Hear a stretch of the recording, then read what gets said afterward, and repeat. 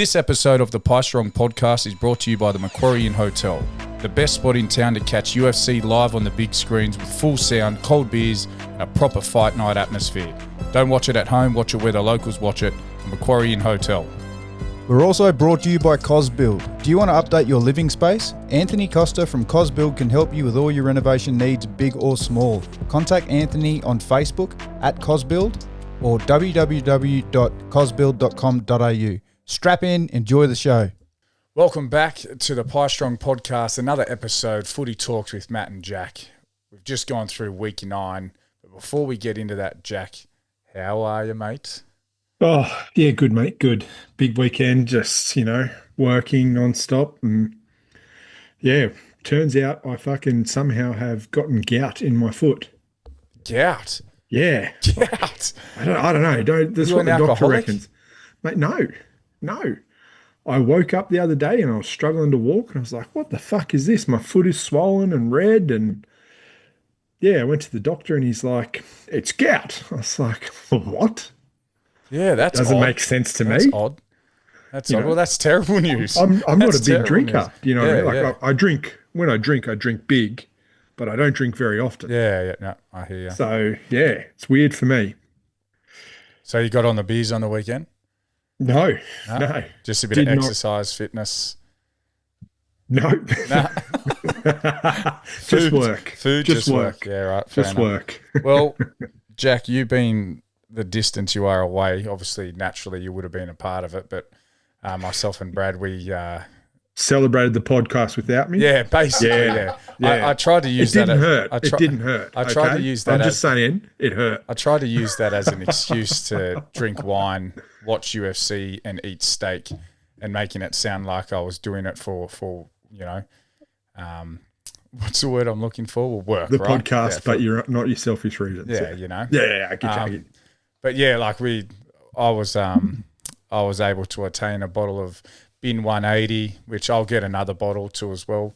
I'll make sure you're down next time. We'll tee it up again. Had lots of wine. The UFC card, which we'll talk about in the MMA episode on Wednesday for Australia. I'm so excited to do that podcast because, man, I'm not sure if you watched it, Jack. Did you have a chance to watch it? The card? Yeah. Yeah. I've watched the main card. Yeah. I've watched the main card. And it was great for the Aussies to have a Saturday night UFC card. My God, wasn't it? But anyway, we had, obviously UFC's great, right? But we're here to talk about NRL footy. And we had a cracking week of footy too as well. Geez, there were some good games in there. I just want to highlight Panthers, Sea Eagles. I want to highlight the Dolphins and the Storm. And I want to highlight Roosters and the Broncos. Sure, man. My three games. But can we just start off, though? Yes, sir. You can't hear that. I'm clapping for Matt. The Dragons got 2 points. Yes, sir. Wait, did you see that someone created an Instagram page called The Round? It got sent to me a record number of times. Father-in-law, mother-in-law, brother-in-law. I sent it to you. Yeah, you sent it. I'm pretty sure everyone that knows me sent me that. And you lost to the buy round, according to them. It was 30 pretty to funny. 6 or something it was. But yeah, it was good to see Roasty. If you've seen NRL Roast, he's an avid Dragon supporter. Die hard. And he was refreshing it and it got to 8:01 and it finally come up with 2 points and they played that Celine Dion music, that do, do, do, do, do, do. Yeah. It was good. Yeah. So good. I like to chop and change around the games and not go in order, but I do want to start with Bulldogs Cowboys first game Friday. Let's do it. Man, Bulldogs are a letdown. There's lots of rumours going around now. Has Serrato stuffed up the apple cart by getting rid of Reid Marnie and getting rid of Toby Sexton? And you heard it from us here first. Yes, he fucking has. 100%, man. Look, the experience that Reid Marnie has in at hooker is, it's invaluable. You put, what's his name? Is it Bailey? Howard, Bailey Howard. Yeah. Bailey Howard. You put him in there. He's good. Don't get me wrong. He's good. Yep. But he doesn't have the experience that the team needs to get to where they want to go. Andrew Johns came out this week, I think it was, and he just flat out said Galvin is not a seven. He is undoubtedly one of the best sixes that we'll ever see. He's a generational six, but he's not a seven. And I think they need to put Sean O'Sullivan into seven, let him do the organising, and then put Galvin into six. Yeah, it's unfortunately that leaves Matt Burton somewhere. I don't know. Well, he's going to the Bears. I think you put your whole house on that. He goes to the Bears. Toby Sexton will be 7 and Matt Burton will be 6. Like they played and they were on top of the ladder. Yeah, as 7 and 6. So I think that would be a smart move by the Bears. It's not guaranteed. Toby obviously is. But yeah, I definitely see Matt Burton. You're right. There. It's not guaranteed, but I mean the PNG Chiefs are an option too, right? Yeah. He's got that connection with Luai. There's actually some talk around. I will probably get into this a bit later, but Spencer Leniu hasn't been playing his best footy recently, and there's actually rumours floating around at the moment that he's going over to the Chiefs as well. 75% done. Well, that would be an incredible signing. I think it's really sad that because factor, right? It's sad because Spencer Leniu, and we've gone off topic here, but don't mind my little tangent. Spencer Leniu, I would put him as one of the best forwards in the game, and I just don't think he's been fit enough for the Roosters to show the consistent football that he can play, because at Panthers he was an absolute diabolical freaking road train, you know? Yeah, look, 2024 playing for the Roosters, he was great. 2025, he definitely had some big moments. It just seems this year has just been, I don't know. He's not starting. Like he didn't start most of those games the previous years either. Yeah, that's what I'm saying though. He's just not starting. He should be a starting forward. I don't think he's a starter.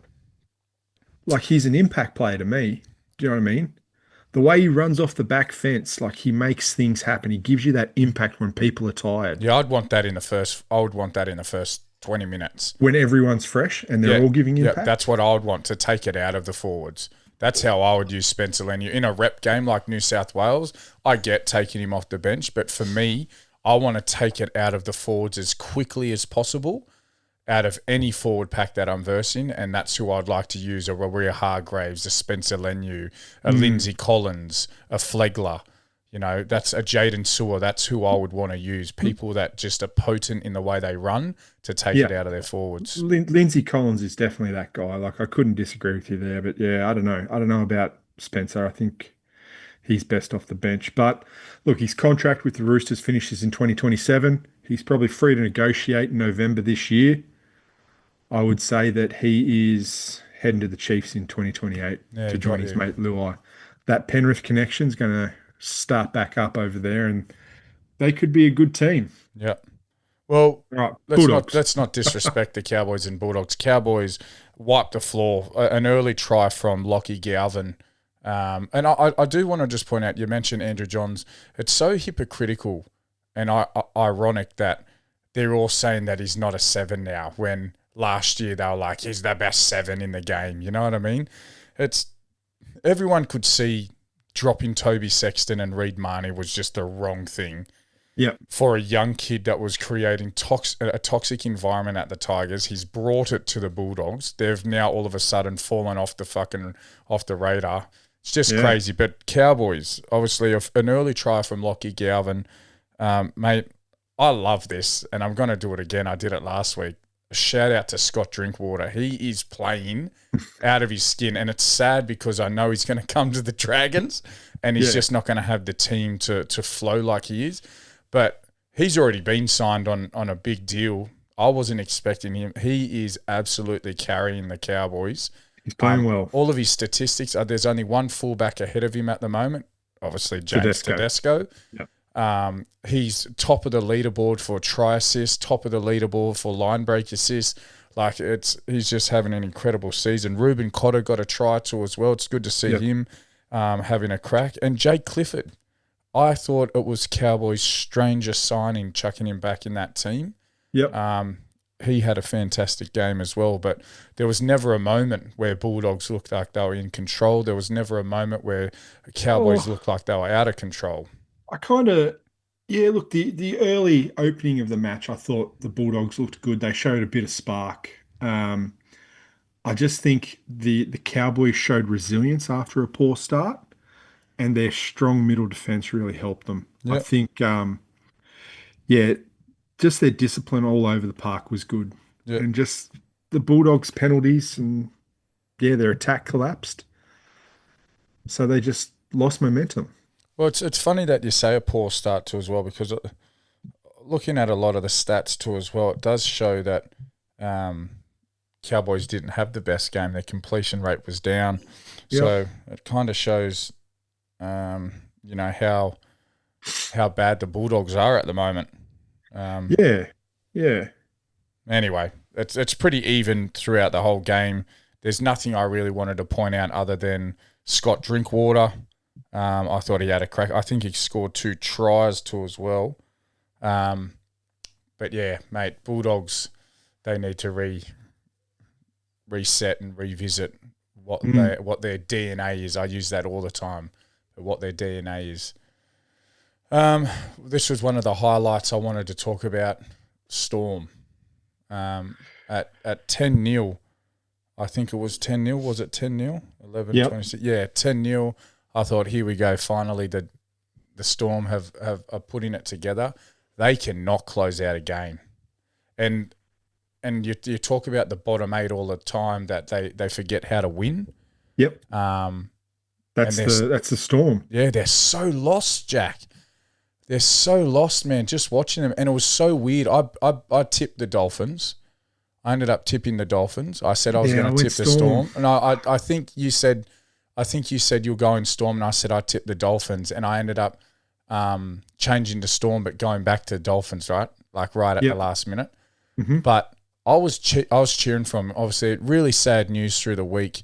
Craig Bellamy's been diagnosed with a neurodegenerative disease, if I said that right. But yeah. It's basically just like an Alzheimer's type of thing. Yeah. They're not exactly sure what it is just yet, but he's going to have the most incredible support, doctors, the whole lot. That guy would have money trees in his backyard. So I'm sure he's going to get the best medical. But you could tell that they were so desperate for a win. And once they got to 10-0, they just froze. Like, it's not the Storm that you used to see just absolutely put their foot on their throat and ice out a game. But yeah, Dolphins, man. I'd be interested to see when Origin comes around and those key players for Queensland get picked. I think Harry Grant and Cam Munster just are your incumbent players, right? Yeah, of course, yeah. And, they always tend to step up and play better for those games. And if they do win, if Queensland do win, That like confidence. hopefully they won't, they might figure out that they know how to win and then bring that back to the Storm. Got you.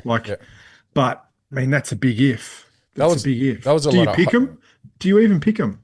Well, yeah. Like, if you can pick Valentine Holmes last year in a Dragon squad, then yeah, you're going to pick Harry Grant. And you look at, there's standouts like Jaden Sewer. If you looked at I'm being a bit fucking biased with my own team, but if you look at Eels, Regan Campbell-Gillard used to get picked, and they were at the bottom of the ladder, I'm Tino Fasuamala gets picked. Yeah, correct. Even though the Titans, there's just absolute pure stars of footy, and Cameron Munster, Harry Grant. It would be silly if they're not picked in the Queen. I hope they're not. That'd be stupid. But Billy Slater. Billy Slater actually come out and said that he's willing to offer his services. So I think that is the first sign of Billy Slater making his first pawn move on the chessboard to become the Melbourne Storm coach. Watch this space too as well for that announcement. It's not going to happen now, but it will happen by the end of the year, I think. Doing a little bit of mentoring under Bellamy, he might just be it. Yeah. I think he's proven to take a high quality State of Origin's side. Different. Of course. We know it, right? Because you've only got 3 games of the year. Yep. With the most top tier. Yeah. Yeah, but this is 27 rounds of fucking grueling game after game, fucking wins and losses, highs and lows. Yeah, but what I was It's more completely different. making the point of is, again, I agree with you, but I think he's got this amazing aura to captivate the players and make them play for him. And it's similar, which I can't wait to talk about Kieran Foran. But it's very similar to the respect that he Benji, gets. Yeah. Mal Meninga. Yeah. Like Dean Young. Let's not go there. But Dolphins, like they come into the NRL 3 years ago. Everyone touted them to be wooden spooners. You know, everyone then, as Wayne Bennett's leaving, he's gonna leave him in a far west. Mate, Wolf's come in and he's doing a fucking fabulous job. So I think Wayne Bennett done his job there. Wolf is absolutely doing his job there. They're a good footy side. Yeah. Like, they are a freaking really good footy side, like somewhat underrated in my opinion. You know, they've just got some really good attack across the park. Their forward pack's massive. And, man, like, yeah, having Hemmer, having Herbie, Farnworth, having Cobbo. That Isaiah Katoa is a freaking freak, man. Like 100%. So, look, news update. Yep. Arlo still goes for the Dolphins, apparently. Hey, fins up, I'm still disappointed. Yeah. Yeah. But, yeah, 28-10. Storm now lose 7 in a row. 7 in a row. They are thought I'd see it. 2 points ahead of the Dragons, which is just crazy, man. Crazy. So, yeah, lots of work to do for Melbourne Storm. I said it in round 2 and 3. Everyone had a go at me that something's wrong there, but I could see it. I would never expect 7 in a row, but you could just see it wasn't the same Melbourne Storm team. The other highlighted game I wanted to jump onto was Roosters versus Broncos. Yep. Geez, there were some really high-scoring games this week. Roosters Broncos 38-24. Roosters win. Knights Rabbitohs 42-38. You had Sharks West Tigers 52-10. You know, like it's you just, if you love watching tries, you know, it's some good footy to watch. But if you're a footy fan, it's fucking, you can tell these 6 agains, Jack, are ruining it, mate. Absolutely ruining it. And I think the big thing is taking it from the 40-metre line to the 20-metre line. After 60 minutes, teams are just absolutely gassed out. Or in these cases, Roosters, Broncos, both of them were gassed out. Both the Knights and Rabbitohs were gassed out. You shouldn't be able to score 80 points in a game. Like, that's crazy. I don't think so either. It just seems like attack's gone out because everyone is so gassed. Yep. But look, let's just talk about the game for a second. Yes. So the Roosters raced to a 30-0 lead, and they looked pretty comfortable there.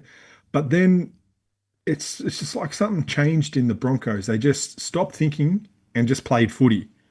And that's when their natural sort of attack started to happen. Their stars stepped up, and yeah, look, they made a comeback, and all of a sudden it was 30-24. It was quite an interesting game to watch. I actually watched it again today, and yeah, we showed really good explosive attack.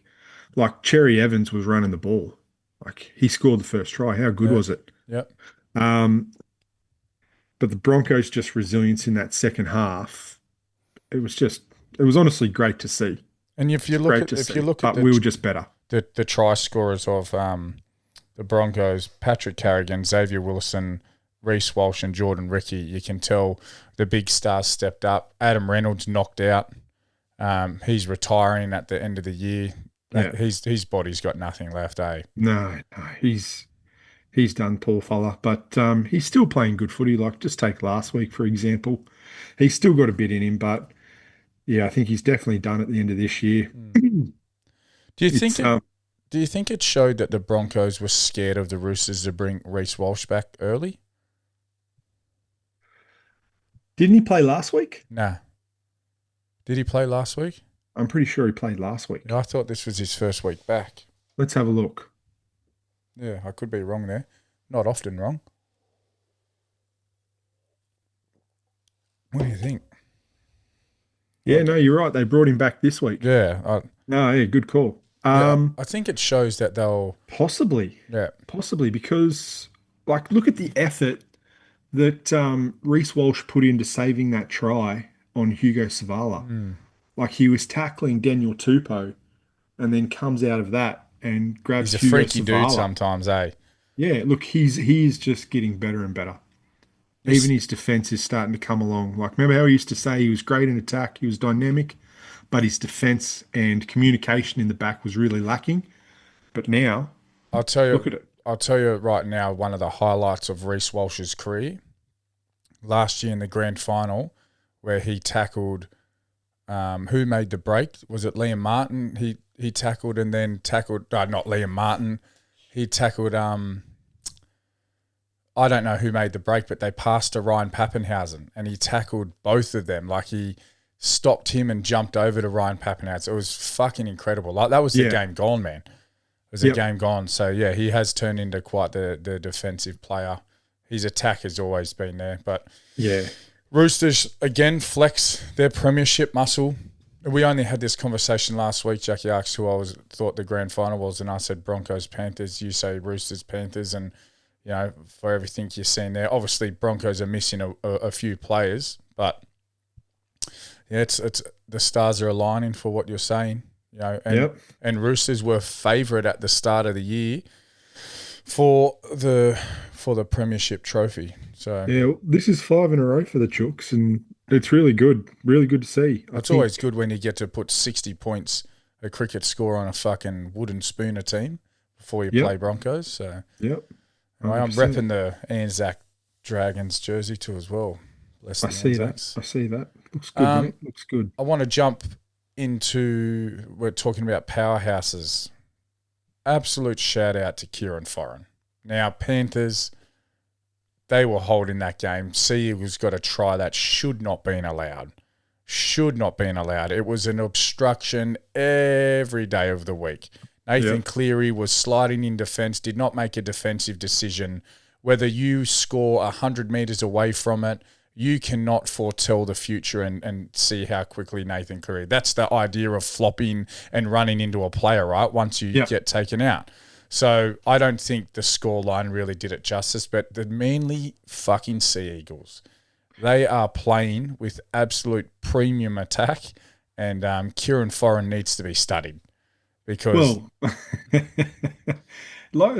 think you nailed it. Like you hit the nail on the head when you said that the players want to play for him. Like he's got this aura about him, just like Billy Smith with the Billy Slater, with the Queensland team. They've just got this aura where the players want to play for him, and it just shows in their effort. Like they just fell short against the Panthers. Like the team that we just have seen dominate team after team, week after week. It's a little bit of a missed opportunity, but the Panthers have beaten Fosball. Yeah, and I think Sea Eagles wouldn't have gone back to that dressing room and said we got beaten by the Panthers. I think Sea Eagles would have, when they got that 10-minute, when Mitch Kenny got 10 minutes in the bin. Was it Mitch Kenny that got 10 minutes in the bin? No, Jack Cogger. Jack Cogger got 10 minutes in the bin. When he got 10 minutes in the bin, they shat the bed. They had all the opportunity there to do it. They made mistake. They made error after error. They played silly football, and I think they just didn't allow the game to play out. They just, they tried to win it in every play. It was a bit silly. But, I think only, Kieran Foran's stock rose from that game. Yeah. Did you see the tackle by Jack Cogger? Yeah. Do you reckon that's not a sin bin, right? It was a head clash. It was a head clash. But again, Jack, this is where I was going back. Where's the consistency here? And I know it sounded like I was a salty fan, but there was 10 different examples throughout this round, like I pointed out in the Dragons Roosters match, that we got 10 in the bin. I get it. Contact to the head. He was like a fucking missile, right? But then you look at swinging arms, you look at head clashes. Where is the sand in the line? And that's the hardest part about these sin bins is there's no when they brought in this rule, Jack, 3-4 years ago, you knew if you contacted the head, what happened?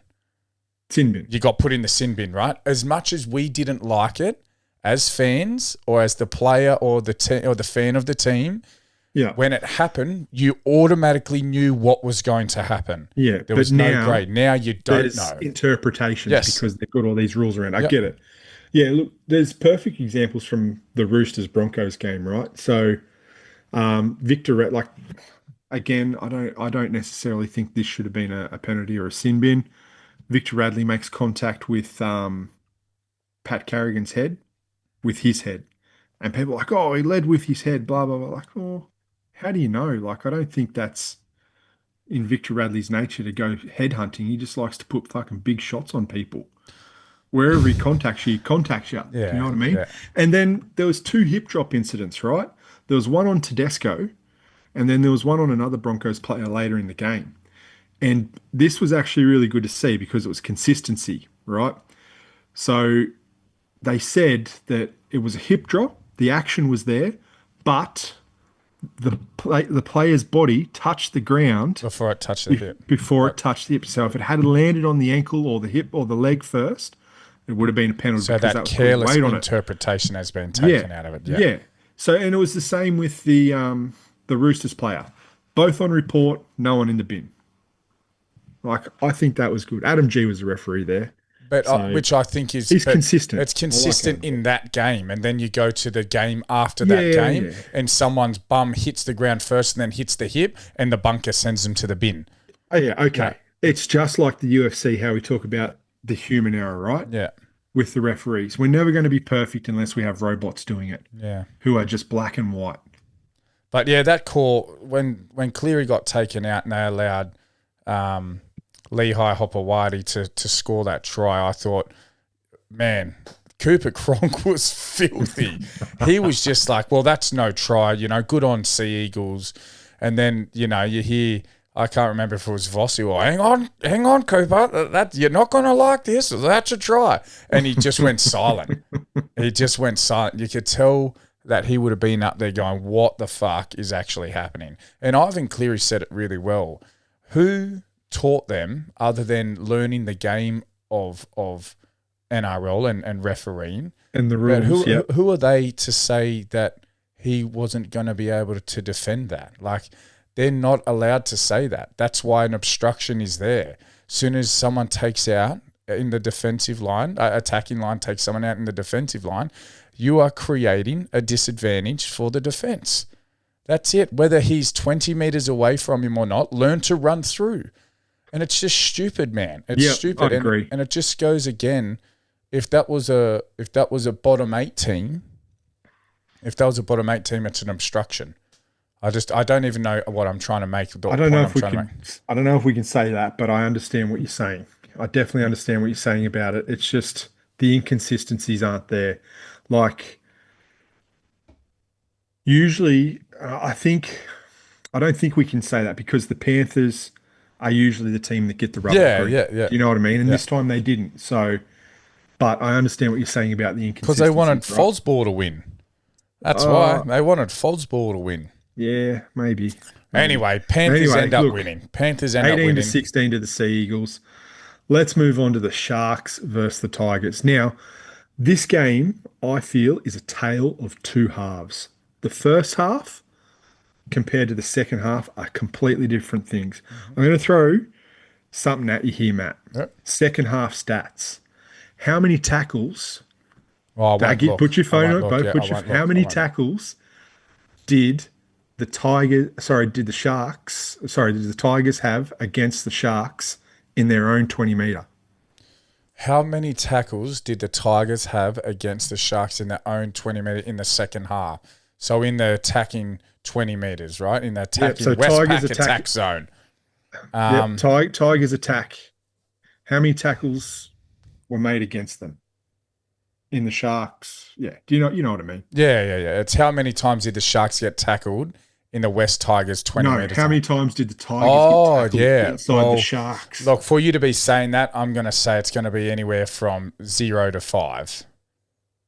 3 times, which is, we talk about completion rates. Yeah, it's for a game that was 18-10 going into the first half. And they looked unstoppable. Adam Dewey gets injured, they go to shit. Jerome Luai doesn't step up. He doesn't give a fuck about the Tigers anymore.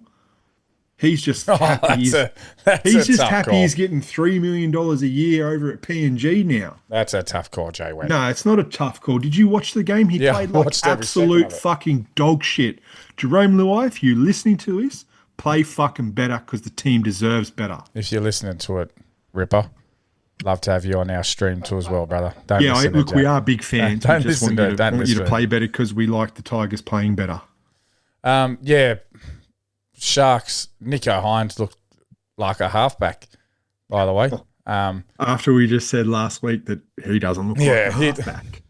He's so hit and miss. It wasn't the Tigers, though. That wasn't the Tigers. I think It wasn't. There was a lot of controversy in the media. Would have been a lot of pressure on that team to perform, and then Benji would have expected them to act like there's no pressure on them. Where was Jerome Buller? Jareem Buller Jerome Buller. is probably injured, I think, because Sunuya Taruva was fullback. Just wasn't the same, was it? Yeah, they've just extended him though, so. Who they extend? Buller. Jareem Buller, because Dragons got Scott Drinkwater. So Jareem Buller wanted to go to the Dragons. Well, he wanted to stay at the Tigers, obviously, naturally. Yeah, there's a bit going on between. Well, I think there's always been a bit between Isaac Moses and Benji Marshall, and Isaac Moses represents Jerome Buller. Yeah, but So I think Isaac Moses has been in Buller's ear saying, "Let's get you to the Dragons. Let's get you to the Dragons. but- Get you out of here. You don't need to play for this team." and they didn't have the money to extend him. But now with Jerome Luai leaving, they've obviously jumped on it straight away and got him extended. So, Interesting. yeah, Oh, the May brothers re-signed with the yeah, Tigers Terrell too. Did May you see? and Taylor May. Did you see they put that video That out saying prank, we got yeah. some news? Yeah, It was real somber, and like they were going to go over to the PNG Chiefs, and then they turn around. We just extended. So good news funny. for Tigers fans. it is great news because again, both Taylor and Tyrrell May look absolutely fucking fantastic. I know Yep. it was a big and heavy loss. Tigers get the 50 on them. No premiership for you, Tiggy Pies. But just want to give a shout out to Teague Wilton, hat trick.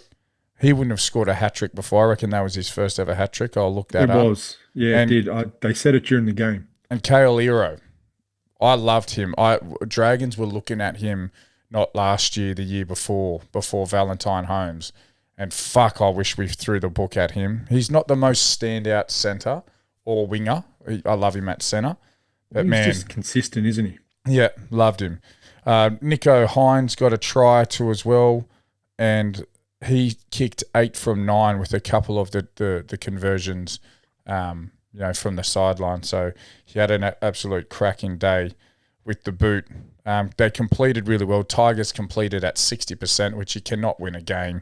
You just brought up one of the most incredible stats. Being tackled 3 times in the Sharks' 20 metres is just, it's near impossible. But if you go over every statistic, it's a whitewash, an absolute whitewash. Missed tackles wasn't as bad as you think it would be. And to have 52 points just shows that their defensive line was completely out of form and structure. So, Yeah. that's about it for me for the Tigers. It was a bit of a mate. deflated So- balloon because everyone's been going Tigers, Tigers, Tigers, Tigers. I backed the Tigers to win this, and So did I. And got let down a wee bit. Yep. Anyway, let's go back a couple of games and have a look at the Titans versus the Raiders. Yep, I backed the So- Titans in this one, and again, I backed the Raiders actually. yeah, the Titans just didn't do what they've been playing a certain style of footy the entire year, and being at Seabus Stadium, I thought they were going to continue that on. But Raiders, man, they absolutely jumped out of the gate. That Ethan Sanders, man, fuck, I love his show and go, hey. His show and go is that mad. He had a great game. His management was really good. The Raiders forward pack are strong. Like they're always pretty strong, aren't they? Yep. And they're just pretty composed throughout most of the game. They controlled the tempo early. Yep. And I think the Titans they struggled to convert those few chances that they had, even though they had a little bit of a spark in attack. It's just a little bit of inconsistency there. I said this a few weeks back, maybe 3 or 4 weeks back. I was in Newcastle when I said to you, KO fucking Weeks is the best footballer in the game. I used to love Reece Walsh, his attack and that. KO Weeks is a fucking superstar, man. He is my favourite player. He's good, man. He's fucking lightning. Yeah, bro. Simi Sasagi got a double.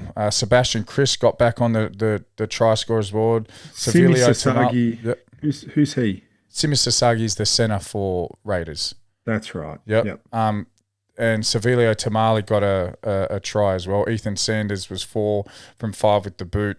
Philip Sami got a good try. Jojo Fafita got a good try. But, yeah, there was moments where you look like they were starting, and I love how they use that momentum tracker now, that AI technology that's taking over the game. There was just moments there, but when they just started to build a little bit of pressure, they made a silly mistake, a silly error, and it just, alleviated all of the pressure. And Ricky Stewart's a great coach. He's been a coach there now for... years, man. Years. Didn't he go there after he left the Roosters? Yeah, so you're probably talking 2010, 2011, it's easily probably 15, 16 years now. I'll look at that. I'll find that out. But yeah, mate, 28-12, it again doesn't put the Raiders in the top 8 position, but they are moving in the right direction. They are. They're getting better as the round goes on, and that's what you want to see from your team. But are they going to be a top 8 team this year? I don't think so. Too inconsistent. Eels versus Warriors. Mate, the Eels are in fucking trouble. Eels are shit. The Eels are shit. Eels are shit. Eels are shit. If the Eels didn't have the Dragons, they'd get the spoon. Oh, yeah, you're probably right there. Well, because I think Storm have to eventually start winning, right? I think the Storm will. I think of course. I don't think the Storm are going to make the 8 this year.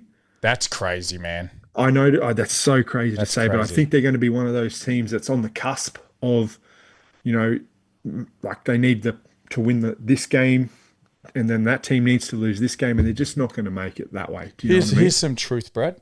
If you said to me at the start of this season, and I don't think I'm exaggerating here, that you said, if you had $1 million, what would be your confident bet in NRL? I would have said I would put $1 million that the Melbourne Storm make the top 8. I would put $1 million that the Storm would make the top 4. You know what I mean? The guys are sitting second last and they've won 1 game.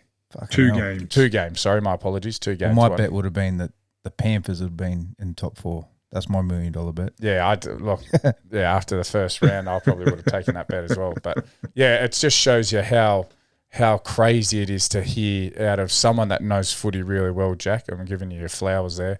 To hear that they're not going to make the top 8, it's crazy. Absolutely crazy. Anyway, let's get back to the Warriors Eels. Hey. Can you mute his fucking mic again? Did you hear what he said? Do you know who else is going to make the top 8? Roosters. I said, don't say that, mate. Don't you say that. I'm pretty sure he said Dragons. Yeah, he would. Hey, Brad, do you know who's going to make the top 8 more than likely? The Knights. Roosters. Knights, you reckon? Yeah. He loves footy, Brad. He loves it. Anyway, we'll get there. Anyway, look, let's get back to the Warriors Eels. Let's not take away from the Warriors here because Up the fucking wires. Mate, their structured attack and line speed just absolutely dominated the fucking Eels. Yep. And their forward pack, obviously, off the back of Tuivasa-Sheck, Aaron Clark. Hasn't he just had an outstanding season since he's come to the Warriors? He reminds me of Dylan Walker. And he's perfect in the 13 position. Yep, 100%. He's got those ball-playing skills. He can take the line He's on. a mongrel. Yeah, he's got a bit of dog in him. You know what I mean? He's got that dog in him. Alofiana Khan-Pereira, love to see him in full stride. He got a couple of tries. Old Leka Halisima got a try nice and early. RTS, Roger Tuivasa-Sheck got a try in there. Wasn't his spine control really good? He really helps that team out there, I reckon, just with his experience. I was talking to someone, and this is interesting, I think. Harris Tavita, he's been that consistent player in the six for the Wars for a while now, right? Tanner Boyd and Metcalf have, like, last year, you had Metcalf. This year you got Tanner Boyd. He seems to be that consistent player, doesn't he? Who you're talking about? Chanel Harris Tavita? Yeah. Yeah, I think the Bears are going to get him. Ooh. I don't know. Well, what happened? So there's Bears. The Bears are trying to talk to him too as well, and there's a couple other teams chasing. I think it's the Dolphins. Maybe was it the Dolphins talking to him? But yeah, he has. I'm so glad that he come back to footy. Man, I think it was 21 or 22 years of age. He left NRL. You know what I mean? Like, it was just crazy, just mentally exhausting on him. But yeah, it's good to see him playing good footy. Tanner Boyd, man, right? That's got to be comeback of the year, comeback of the fucking the history of comebacks like that. He used to be booed off fucking fields. People used to go, "How shit is this player?" He was sparked to be something special for the Titans. Yep. He was sparked to be something. Where else did he go? He went somewhere else. Maybe I'm making that up, but he just could never. Yeah. He could never put two games together. He's come to the Warriors, and man, fucking hell, he's playing exceptional. He is playing exceptional. Like, it just shows when you've got a good team around you that has good belief. I think you can, you just play better. You're always going to be better because you've got those better people around you to lift you up too, right? And Wars fans, get used to saying that. Good team. They are good great. Team. You're a great team. Want to shout out to Jackson Ford too as well. That guy has completely transformed his body. Man, he's probably having the season of his life. This is, I hope he gets his flowers. I hope he gets an opportunity to play some finals footy this year. And I think he's leading the Dally M. So really? Yeah. I'm just reading over their team list here. So number 8, James Fisher-Harris. Mm-hmm. You got your hooker, Wade Egan. Jackson Ford 10. Halasima is your Cape Kirtwell. They're your edge forwards. And then Aaron Clark. That's a lineup, man. But do you know what? That's a lineup. There's not much salary cap in that too as well. Aaron Clark would be a steal. Kurt Capewell. Well, you've got James Fisher-Harris. You've got Roger Tuivasa-Sheck. You've got Dallin Watine-Zelezniak, Luke Metcalf. They're not $1 million players. No, but you'd get them. James Fisher-Harris would be $1 million player. He's not on $1 million there, is he? Surely he would be. No. I reckon he would be, man. No. I don't know. I'll have a look in that. I'll have a look. But, yeah, if you look at that forward pack, right, James Fisher-Harris is definitely an A-list celebrity. Wade Egan, he's become quite the popular 9. But Jackson Ford, Halasima, Kurt Capewell, and Aaron Clark, man, they would not be on much money. I'm telling you right now, they would not be on much money. Well, Aaron Clark even said, like he says in his post-match interviews and stuff, he's just like, oh, look, I'm so happy they took a chance on me. You know what I mean? So they're not like he'd be on a decent amount, more than, the average person. But yeah, look, I just Googled it. James Fisher-Harris, 950. Yeah. Is that, I reckon it would be a cascading type thing too as well. It doesn't say that. It just says 950 for 4 years. Yeah, right. So yeah, right. That's pretty bloody good. Yeah, it's pretty close to $1 million, right? It's pretty close. Hey, look, it's not $1 million. It's not $1 million, though. But yeah, up the wires. I love watching their footy. And where does it? Are they still second? Are they? They're second. Are they? Snug, tight second. Good. Paying $11 now. So shit. Yeah, incredible. Man, I was just looking over their stats and it's bloody incredible. Like 86% completion rate against 70. Like, let's not even worry about the yields, but their post-contact meters 590, line breaks 8, tackle breaks 38. Their average set distance was 41 meters. Can I say something about the Eels fans? And Eels fans, I mean no disrespect. I want to preface this little tangent. He's I go gonna for the disrespect Dragons. you. I go He's for gonna, the fucking he's going to Dragons. disrespect you guys. I go for the Dragons, okay? So I can't talk. But there has to come a point where the Eels are bigger than Mitch Moses. You can't just keep saying we've got Mitch Moses, so we should win. Because that's not what I'm saying. That's what Eels fans saying. Like, I go onto other Eels fans chat groups and, you know, I look at all of the NRL pages and Parramatta Eels when they lose, when they win. It's always, well, we've got Mitch Moses. How are we not winning? Mitch Moses will win us this game. Mitch Moses isn't injured. We've got Mitch Moses he's not going to be able to win this fucking comp by himself. And 100%. I think, look, you've got to look at things like who they've got out at the moment through injury. Like, they've lost Iongi through injury. They've lost what's his name? Hopgood? Is it Hopgood? Jermaine Hopgood, yeah. Jermaine Hopgood. They lost him. He's done, like. Yeah, but Jack, that's a shit excuse. If Roosters if Roosters lose players, they've got Brisbane Broncos. Broncos have half their team out at the moment. They're still putting together wins. We used the same excuse for the Rabbitohs last year when they had $8 million sitting on their sideline. Do you know what I mean? Yeah, but that's a big difference between Jermaine Hopgood and Isaiah Iongi. They had Cody Walker, Latrell Mitchell, Campbell Graham, Cam Murray. The point I'm trying to make is, Matt, is that when those players were in the team, they weren't that bad. Like, they weren't great. They weren't winning every game, but they weren't losing every game like they are right now. They'd win, lose, win, lose. And they were starting to get things going together. Yeah, I don't know. I think Eels relied way too much on Mitch Moses to make something to happen. And if he's not playing well, there's no one else in that team that steps up. There's zero people in that team that step up. Yeah. But yeah, look, Eels again, they need some rethinking to do. Waz, you babies are sitting at second.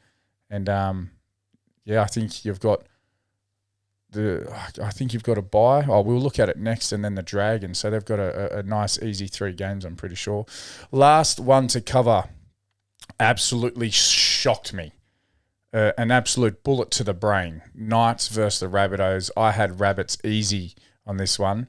They just continue to pull things out of their ass.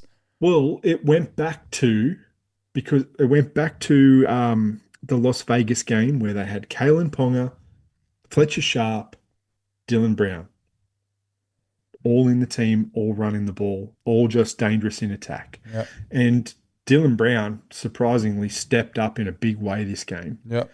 It looked like that was his team. Yep. I don't know. Did you saw this game too? Yep, I watched the whole thing.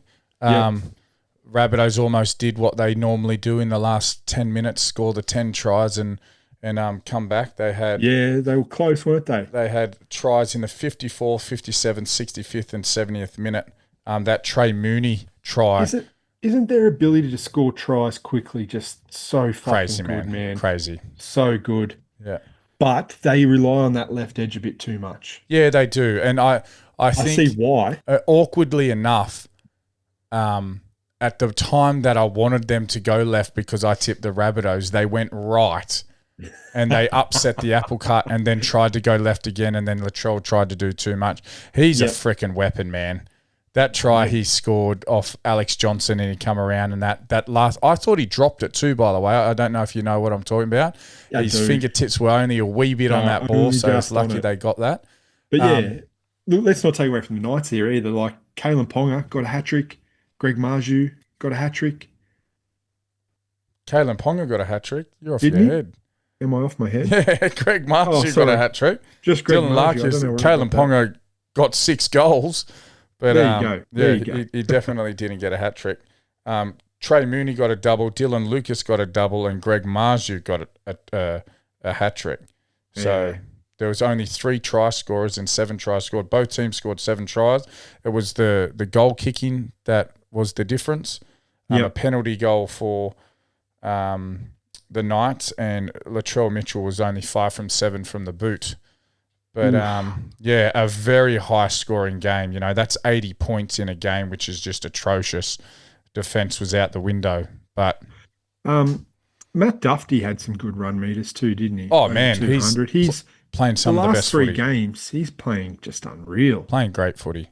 Yeah. Playing great footy. But And then he goes back to being a reserve player after that. But in saying that too as well, I loved Matt. You know, I was a massive Matt Duffy fan. He played for the Dragons for Yeah, a he just good had a season. shitty attitude. He had a shitty attitude at the end of it, especially through them COVID years.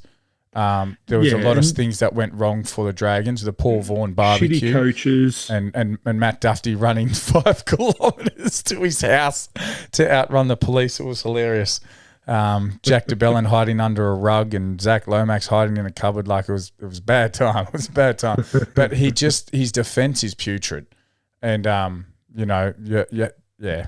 That's my opinion anyway. Matt Duffy, love you, brother. But yeah, that's the last game for that. We'll move on to round 10. If you can just drag that down for me, Brad. I didn't realise the mouse was there, brother. So Dommy's just put his tips in. I'm hoping our producers. He'll take care of that when it goes up. But week 10, first game of the match, Dolphins v the Bulldogs. Who you got, Jack? I'm going to go the Dolphins here. I just can't bring myself to back the Dogs again. I backed them last week. They let me down. So I'm going the Dolphins this week. I'm going Dolphins again. Roosters v the Titans. Easy one for me, Roosters. Yeah, look, the Roosters are just on hot form at the moment. And, they're playing a home game in Gosford. I don't think the Titans can handle that. Yeah. I'm looking at this and I reckon I'm going to use my joker round. Cowboys versus the Eels. Easy one for me. I go Cowboys. Ooh, that's a good one. That is, yeah. Ooh. Yeah, I'm going to go the Cowboys as well. What do you mean good one? Use the joker round? Yeah. Yeah. Dragons versus Knights. I'm saying this, okay? I'm saying this. I said to you, wouldn't it be funny if the Dragons win their first game against the Roosters? But my 2 games were the Raiders and the Knights. Yeah, I remember you saying it. Yeah. And after watching the Knights put 42 points on the Rabbitohs, they've used all their batteries. It's at Wynn Stadium. There is no way. It's at Wynn Stadium. I should be down there this weekend, Matt, gentlemen. shut the fuck up. Should be down there with Dom. You are too biased. Yeah? No. There is no fucking way the Dragons win this game. The Knights just put 42 points on the fucking Rabbitohs. You watch us come out and play young ball. Oh my God. Young Young ball is it's not even a thing. It is. I just made it a thing. You already had a chance at playing young ball and you got 62 points put on you. Well, that's because we felt bad for the Roosters. We wanted DCE to get his first Mate, win. I'm going to put the biggest fucking multi I ever fucking made on this game. Well, I hope you I'm lose going to your have money. every player in the team scoring a try. So on your listeners, shit this team. is the friends you don't want in your life. People that just treat you like this, I'm tipping the Dragons for the first win of the season. No. Put your house on it, listeners. Put your house on it. No, don't put your house on it. Rabbitohs v the Bet Sharks. responsibly. This is the hardest one. Sharks just had a big win. Rabbitohs just had a big loss, but I'm backing the Rabbitohs. Yeah, I think the Rabbitohs too. I think the Sharks win was just against the deflated Tigers team. Yeah. And the way the Rabbitohs came back against a strong Knights team. Yeah. I think the Rabbits get this done quite easily. Sea Eagles versus Broncos. I'm going Sea Eagles. Yeah, look, no Adam Reynolds in the team. No Ben Hunt, no Ezra Mam. What happened to Ezra Mam? He's injured, isn't he? That's why they got that Thomas Duffy in? No, that was for Adam Reynolds. Was it? Yeah. Right. Well, maybe. There you go. So there's actually something very interesting that came out of this. Dean Mariner, I don't know if you've seen this. So he got taken off the field. Then Jesse Arthurs gets hurt. I think it was Jesse Arthurs. Yeah, Jesse Arthurs gets hurt. They have to bring him off. So Dean Young comes back onto the field. Dean Mariner, not Dean Young. He's a coach. Dean Mariner, sorry. I'm thinking about your shit team. Dean Mariner comes back onto the field, plays the rest of the game, injured, gets rushed to the hospital directly after the game and had to have emergency surgery because he had compartment syndrome. What's that?